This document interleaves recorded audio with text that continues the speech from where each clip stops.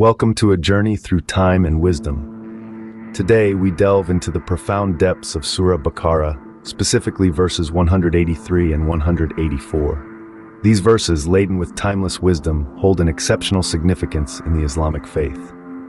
In these verses, believers are reminded of the spiritual practice of fasting, a practice not unique to Islam but shared across many religions that have come before it. The purpose of this divine commandment is to cultivate a sense of God consciousness, or taqwa, in the hearts of the believers. The verses were revealed in the second year after Hijrah, during a time when the Muslims were establishing their community in Medina. It was a period of transformation, both physically and spiritually, as they were transitioning from the persecution they faced in Mecca to freedom and autonomy in Medina.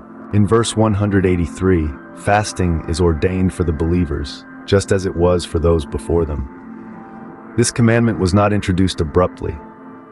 Like most Islamic injunctions, it was revealed gradually, starting with the Prophet instructing Muslims to fast 3 days every month, although not obligatory.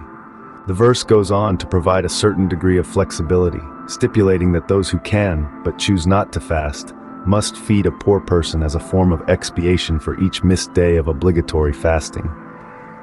This balance of obligation and flexibility shows the inherent mercy and understanding of human capacity in Islamic law. Verse 184 elaborates on this flexibility, mentioning that fasting is for a fixed number of days, and if one is sick or on a journey, they can fast the same number of days later on. This again underscores the accommodating nature of Islamic teachings, ensuring that the practice of fasting does not become a burden, but remains a means to attain spiritual growth. These verses invite us to reflect on the essence of fasting. It is not merely abstaining from food and drink, but a tool to cultivate self-restraint, empathy, and God consciousness. The verses also highlight the importance of intention. Those who voluntarily do more good than required, be it through feeding more than one person or both fasting and feeding the poor, will find it better for them. In conclusion, the teachings of these verses extend beyond the physical act of fasting. They encourage us to nurture our spiritual selves, to be considerate of others, and to strive for a deeper understanding of our faith. Reflect on these teachings, and you might find a new perspective on the practice of fasting and its role in your spiritual journey.